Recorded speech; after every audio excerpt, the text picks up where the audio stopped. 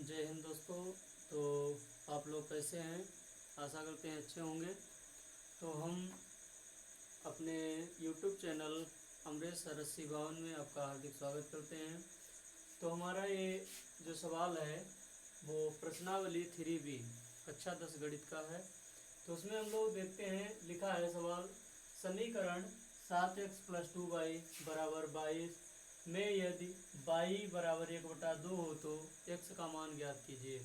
तो सबसे पहले इसमें एक समीकरण हमें दिया है 7x+2y बराबर 22।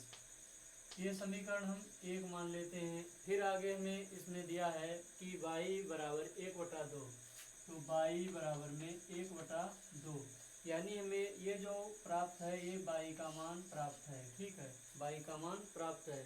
तो हम यहाँ पे क्या करते हैं, y का मान समीकरण एक में रखते हैं, लिखेंगे यहाँ पे y का मान समीकरण एक में रखने पर ठीक है। तो देखते हैं समीकरण हमारा कौन सा है, 7x+2y बराबर में 22। अब जहाँ पे y है वहाँ पर हम 1/2 रखेंगे, तो 7x+2 गुणे y का वैल्यू 1/2 बराबर में 22। तो देखिए गुणा में, यहाँ पर गुणा में है, यहाँ पे प्लस का 2 है, लेकिन गुणे का निशान 1/2 है, तो ये 1/2 मतलब 2 से 2 कैंसिल हो जाएगा। जब 2 से 2 कैंसिल हो जाएगा तो यहाँ पे बचेगा 7x+1 बराबर 22। तो क्या करते हैं, 7x बराबर 22 ले लेते हैं।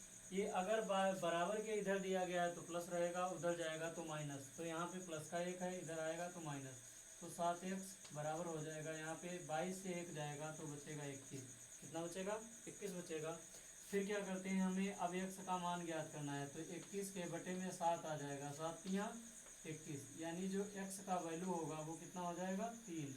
ये x का मान रहेगा। x का मान यहाँ है और y का जो वैल्यू दिया गया था 1/2, यानी ये x और y दोनों के मान यहाँ पे निकल गए हैं। यही इसका आंसर आएगा। ठीक है, अगला सवाल कुछ इस टाइप से दिया है।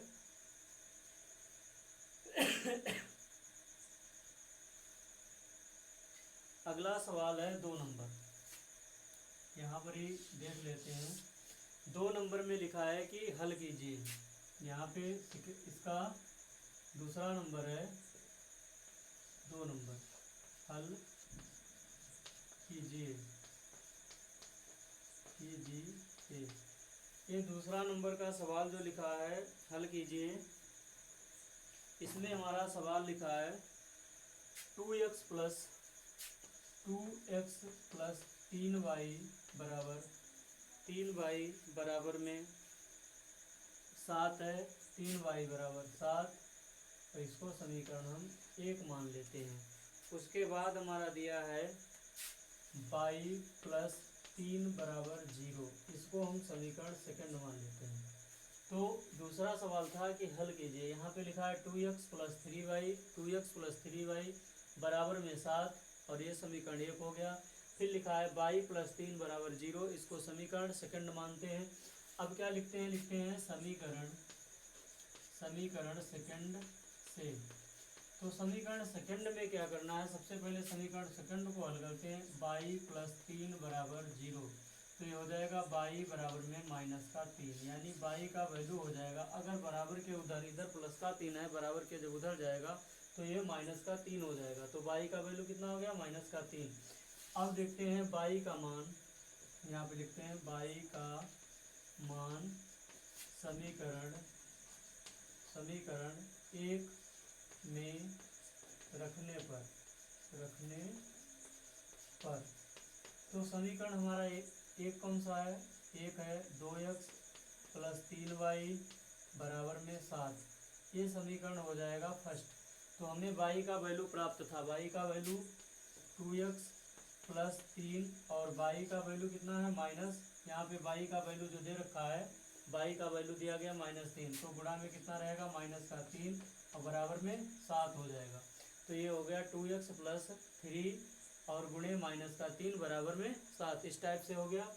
अब क्या करते हैं, 2x प्लस, यहाँ पे इसकी आपस में गुणा करेंगे तो ये हो जाएगा 3 तियाँ 9, 3 तियाँ 9 यानी माइनस का होगा और बराबर में रहेगा 7। तो हम यहाँ पे क्या लिखते हैं, 2x, ये प्लस का निशान हट जाएगा जब ब्रैकेट खुलेगा तो माइनस का 9 हो जाएगा, बराबर में 7 रहेगा। जब बराबर में 7 रहेगा, अब 2x बराबर में 7 दे रखा है, इधर वाला जो माइनस है वो बराबर के उधर जाएगा तो प्लस का कितना हो जाएगा, 9।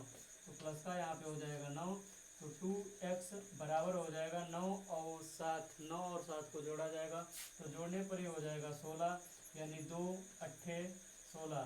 तो x का मान आ जाएगा 8, x का वैल्यू आएगा जो आएगा 8, और y का यहाँ पे वैल्यू प्राप्त था, y बराबर माइनस का 3, ये दोनों की वैल्यू हो जाएगी, यही इसका आंसर रहेगा।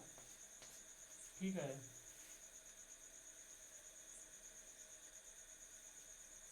अगर किसी को कोई समस्या है तो हमारे दिए गए नंबर पर संपर्क कर सकते हैं।